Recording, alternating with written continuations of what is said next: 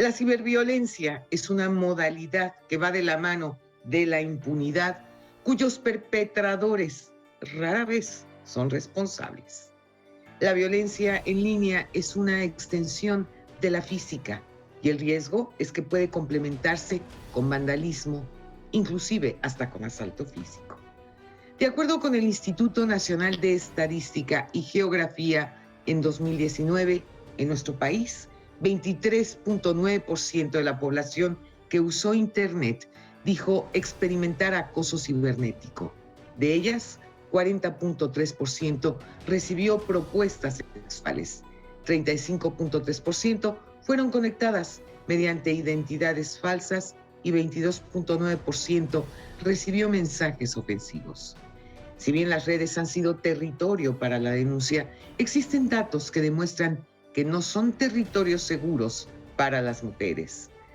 Para hablar claro y saber cómo y cuáles son las herramientas para poder protegernos, esta noche me acompaña Aimé Vega Montiel, investigadora del Centro de Investigaciones Interdisciplinarias en Ciencias y Humanidades de la Universidad Nacional Autónoma de México. Quédese conmigo esta noche. El programa, les aseguro, va a estar muy, muy bueno. Esto es Frente a Frente, periodismo con responsabilidad. Comenzamos.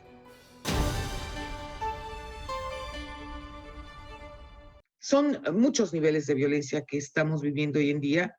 En parte también, quiero medio entender, porque no hay justificación alguna, pero por la pandemia, el encierro, la frustración, la desesperación, el aburrimiento, la lista es larga, pero nada, no hay absolutamente nada que justifique ese nivel de violencia, ese cyberbullying que estamos viviendo y estamos sufriendo todo mundo hoy en día.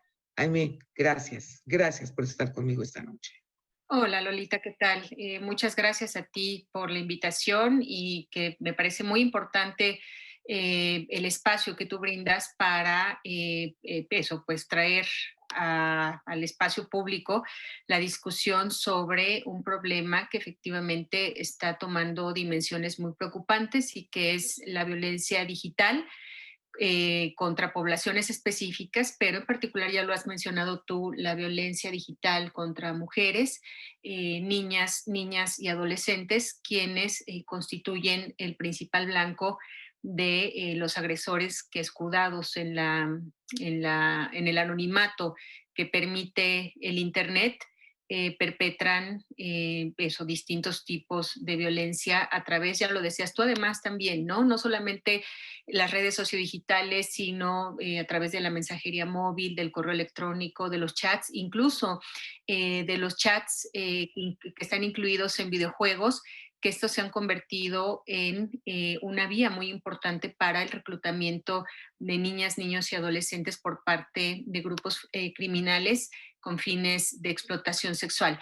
Ya desde 2015, Lolita, la Comisión de Banda Ancha de Naciones Unidas lleva a cabo el primer informe global sobre ciberviolencia contra las mujeres y las niñas y desde entonces identifica por lo menos 7 tipos de violencia digital que incluyen el hackeo, la suplantación, la vigilancia, el hostigamiento, el reclutamiento y la distribución maliciosa como algunas de esas formas de ciberviolencia. Sin embargo, más recientemente, apenas en 2018, el Parlamento Europeo elaboró una tipología que justamente, bueno, toma como base esta primera definida por la Comisión de Banda Ancha, que incluye 14 tipos de violencia, de ciberviolencia a través de todos estos dispositivos y redes sociodigitales. Estas incluyen, por ejemplo, violaciones a la privacidad. Esto, por ejemplo, trae a colación la difusión de pornografía por venganza o el abuso o explotación sexual basada en imágenes, el voyerismo digital, que consiste en la acción de un perpetrador de tomar imágenes o videos íntimos de mujeres y compartirlos en línea. Por ejemplo, hemos escuchado, hemos leído noticias donde nos señalan que, por ejemplo, en tiendas departamentales, en gimnasios, etcétera, los agresores coludidos con algunos empleados de estos establecimientos toman videos de las mujeres, pues eso, probándose la ropa o estando en los saunas de algunos gimnasios, y estos videos o fotografías después son circulados a través de páginas específicas o de redes. Otra forma de violencia digital es el doxing, que refiere a la búsqueda, manipulación y publicación de información privada de una víctima para exponerla, avergonzarla y a veces acceder y apuntar a la persona en la vida real por acoso u otro tipo de abuso. Esto lo que nos muestra, por ejemplo, es que la violencia digital está en diálogo o es un continuo de la violencia que en particular mujeres, niñas y adolescentes experimentan en la vida real. Otra es la suplantación, que es el proceso de robar la identidad de alguien para amenazar o intimidar, así como para desacreditar o dañar la reputación de una persona usuaria. Por ejemplo, yo formo parte del Laboratorio Feminista de Derechos Digitales. Somos un grupo de universitarias de la UNAM que acompañamos a mujeres víctimas de violencia digital y, por ejemplo, uno de los tipos de violencia digital más recurrentes que ellas denuncian es la suplantación, ¿no? Es decir, Mira, la creación en nombre de ellas o usando la identidad de ellas de cuentas falsas con fines de explotación sexual. Otra es la piratería, que se refiere a la intercepción de comunicaciones privadas y datos, como la que se perpetra, por ejemplo, vía webcam. El hackeo, que es el uso de la tecnología para obtener acceso ilegal, o no autorizado a sistemas o recursos con el fin de adquirir información personal. El stalking, que es la acción de espiar y reunir información en línea sobre la víctima y comunicarse con ella en contra de su voluntad. Este tipo de violencia, por ejemplo, es identificada en muchos casos como una expresión de la violencia, eso en el contexto de una pareja. pero esto ya está tipificado como delito. No, y eso es muy importante. Bueno, ¿qué es lo que sucede a nivel normativo en nuestro país? Si bien eso desde hace algunos años, un par de años, un poco más, se inicia en nuestro país la discusión acerca de la violencia digital, lo que han hecho algunos congresos estatales es llevar adelante una reforma al Código Penal para incluir o para sancionar solo un tipo de violencia digital, que es la circulación de imágenes íntimas sexuales sin consentimiento. Sin embargo, lo que yo estoy planteando es que hay una sombrilla que nos muestra que los tipos de violencia digital son muchos otros y que no es solamente, ojo, la vía penal a través de la cual podemos apostar por la eliminación de la violencia digital. En México contamos, tú lo sabes, Lolita, con la Ley General de Acceso de las Mujeres a una Vida Libre de Violencia, Por que supuesto. eso impulsada por la doctora Marcela Lagarde.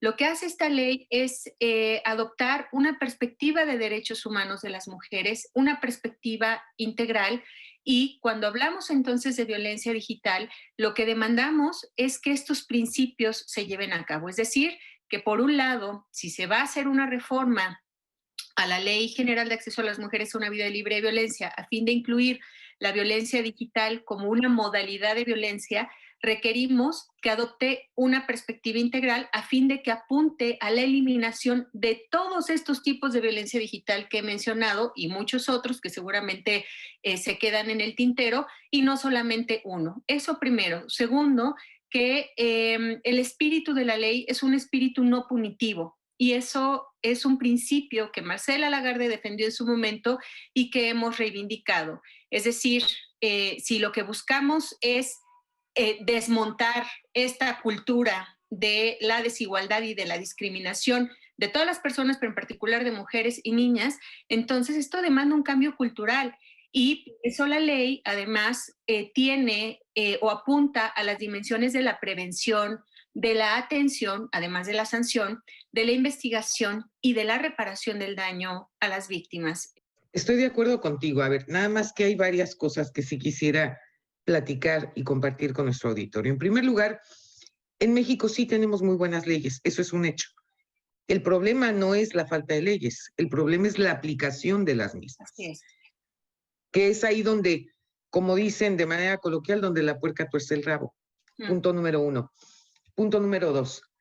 ¿Cómo puedes en un momento dado llegar y reparar el daño? Porque estamos hablando de reparación de daño hacia una víctima hacia una joven, hacia una mujer, hacia cualquier persona que están utilizando sus imágenes íntimas y las suben en las redes y le llegan a familiares, amigos, a su entorno, porque en primer lugar, una vez que subes videos a las redes, ahí se quedan en la nube. O sea, no hay manera de borrarlas, no hay manera de quitarlas.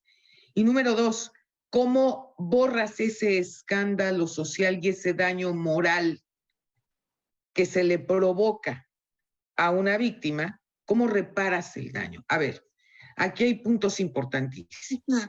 Si te están grabando o fotografiando sin que tú lo sepas, bueno, desde luego es un delito.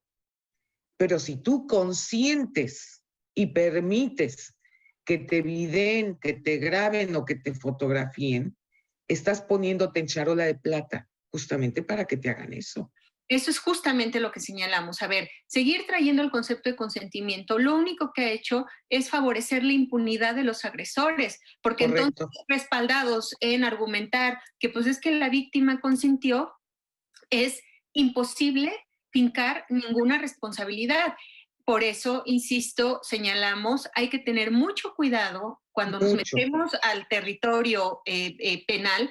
¿Por qué razón? Porque lo estás señalando tú, efectivamente, aquí en México vivimos una crisis vinculada con la incorrecta aplicación de las leyes. Ya lo decía yo, hay un sistema de procuración de justicia con muchas deficiencias que vuelve a México uno de los países con más alta impunidad a nivel internacional, 97%. Y México sigue siendo machista por excelencia, a Claro. pesar de todo lo que hemos avanzado, ¿eh? O sea, no nos grillemos. Claro. Ahora, y por otro lado, efectivamente, la reparación del daño, una reparación del daño, eso, que restituya la dignidad de una víctima, absolutamente, ese es imposible porque Sí. efectivamente, ¿no? Los daños que se perpetran a una víctima son eso, de tipo psicológico, es decir, de tipo emocional, justamente esto que reconoce la Ley General de Acceso a las Mujeres a una Vida Libre de Violencia.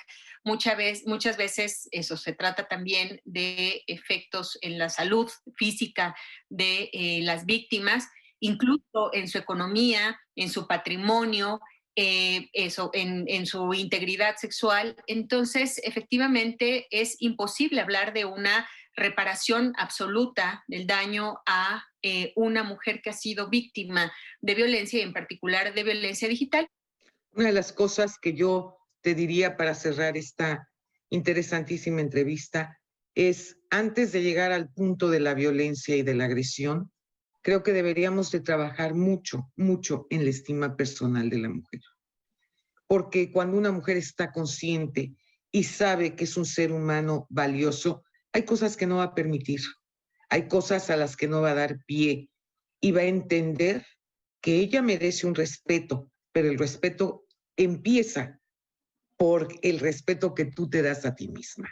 Es decir, tú tienes que poner límites en la vida, porque si tú no pones límites, todo el mundo va a sobrepasar y todo el mundo va a abusar y todo el mundo te puede violentar. Entonces, la estima personal, ese es un trabajo muy importante que realizar en la conciencia de las mujeres para que nos quede muy claro que somos importantes y muy importantes en esta sociedad en la que vivimos. Te quiero agradecer enormemente que hayamos platicado sobre este tema y tendremos para largo, para muchas otras pláticas, porque ciertamente el tema de la violencia contra la mujer es algo que a mí de manera particular siempre me interesa y lo que yo pueda apoyar, pues las mujeres saben que cuentan conmigo. Yo te agradezco mucho, Lolita. Insisto, creo que es eso, muy oportuno el poder tener esta discusión. Hay que multiplicarla en el espacio público y qué mejor que sea el espacio de los medios de comunicación, porque justamente aquí se vincula su responsabilidad, el que eso abra su espacio para que llevemos adelante esta reflexión. Así que bueno, eso, te agradezco mucho este espacio. Muchísimas gracias. No se pierda nuestro próximo programa. México vive tiempos de cambio, tiempos de dar la cara, tiempos para hablar frente a frente. Muy, muy buenas noches.